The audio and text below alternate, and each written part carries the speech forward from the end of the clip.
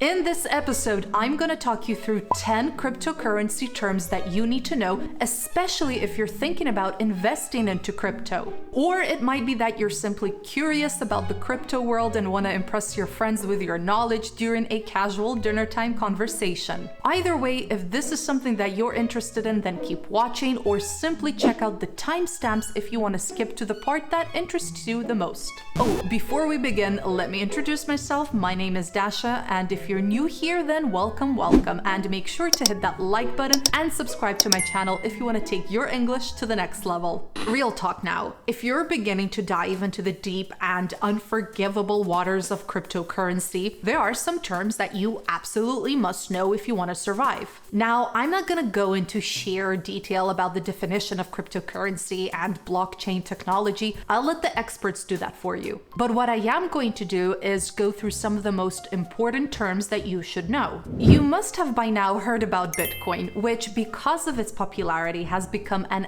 anchor in the cryptocurrency market, meaning that the price of other cryptocurrencies is more or less pinned to the price of Bitcoin. In other words, as the price of Bitcoin goes up and down, so do the prices of altcoins. An altcoin is any cryptocurrency except for Bitcoin. It's a combination of the words alternative coin, that is an alternative to Bitcoin. According to Investopedia.com, as of March 2021, there were almost 9,000 cryptocurrencies, and altcoins accounted for over 40% of the total cryptocurrency market at the time. Now that's a lot of altcoins considering that crypto is still at its early stages of development. Some of the most popular altcoins include Ethereum, Polkadot, Cardano, and Litecoin, to name a few. But then we also have what is known as shitcoins. A shitcoin is a cryptocurrency that a person believes to be a very, very bad investment choice, most likely because the coin doesn't serve a particular purpose and lacks intrinsic value. If you're thinking, oh, what purpose does Bitcoin serve? Well, firstly, Bitcoin is seen as a store of value asset like gold because its supply is limited and it can be used to hold and transfer value. Plus, companies are slowly starting to accept Bitcoin as a form of payment, like until recently Tesla. But then they dropped it because of environmental concerns associated with the mining of Bitcoin. So how do you spot a shitcoin?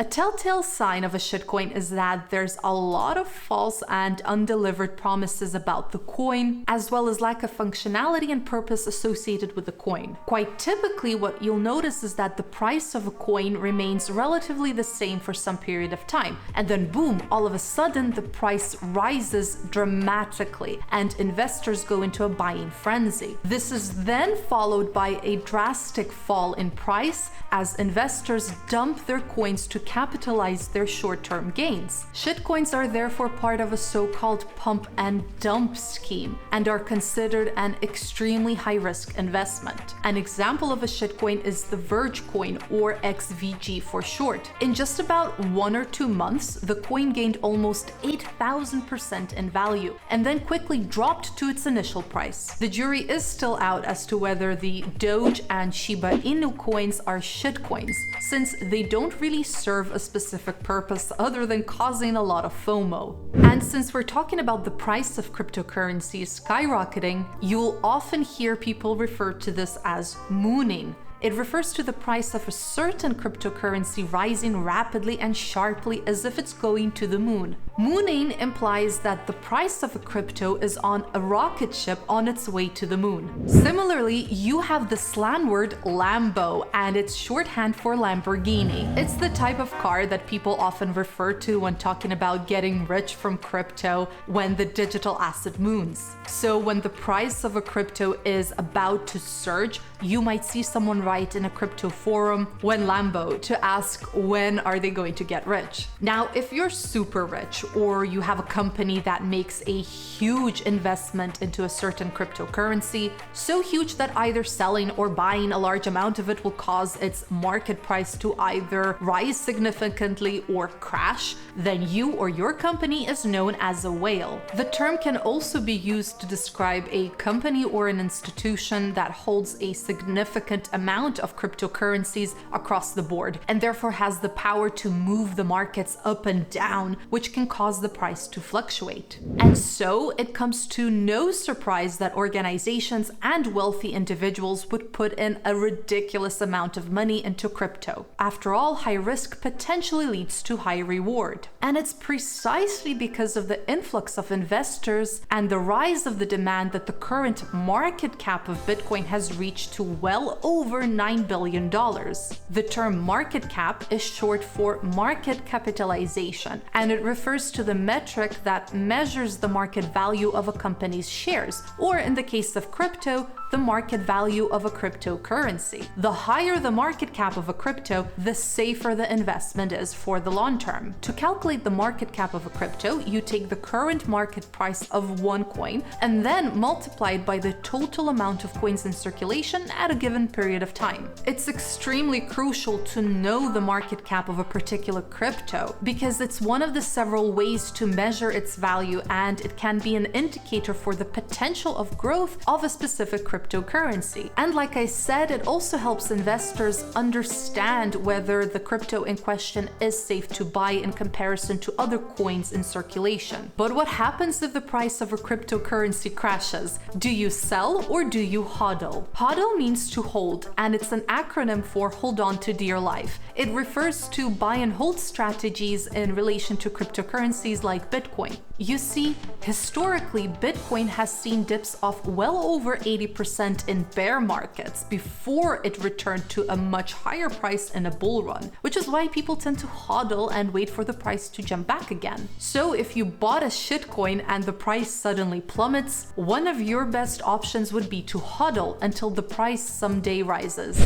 And in case you're wondering what's a bear or bull market, let me give you a quick explanation. A bull market is the financial market that is on a rise, whereas a bear market is where most stocks or cryptocurrencies are declining in value because of the dwindling economy. So now that you know some crypto jargon and are ready to buy some crypto, the next step is to understand the meaning of private and public keys. In short, public and private keys are an essential component of cryptocurrencies that are built on blockchain networks, which are in turn part of public key cryptography, also known as asymmetric cryptography. Since public key cryptography is an element of blockchain networks, it relies on a two-key model. That is, a public and private key which are generated and expressed as an extremely complex mathematical function that's nearly impossible to crack. You can think of public and private keys as being analogous to an email address and password. The public key is the email address and the private key is basically a password. You can give your public key away to hundreds and thousands of people so that you can receive cryptocurrencies, just like you can give away your email address so that people can email you. But you obviously won't ever give anyone your email password, right? And therefore you should never share your private key with anyone. And so your private key is a way to prove that you're the owner of the crypto, and it allows you to use the digital currency. Bottom line, never give or share your private key with anyone. It's even recommended that you store your private keys in a cold wallet, which brings us to the final crypto terms, cold and hot wallets. Hot wallets are digital cryptocurrency wallets like Exodus and Electrum. They're called hot wallets because they're connected to the internet, and the implication here is that it makes it easier for hackers to steal your coins. That's why you need to be very selective when picking a hot wallet. By contrast, you have cold wallets that are cold because they're not connected to the internet. This could be something as simple as keeping your private keys and memorable words on a piece of paper or in a hardware wallet. A hardware wallet being a physical offline device like a USB. Popular brands of hardware wallets include Ledger and Trezor. In summary, with cold wallets, there's almost zero chances of anyone stealing your precious coins. If you want to learn more about cold and hot wallets, I strongly recommend that you watch Coin Bureau's video on his top crypto wallet picks, and you'll find the link to his video in the description box below. And And I guess we're done. Thank you so much for watching, and I hope that you found this video useful. Let the YouTube algorithm know that you've enjoyed this video by smashing that like button and subscribe to my channel to never ever miss a video. Stay safe, invest smartly, and may the crypto gods smile upon you.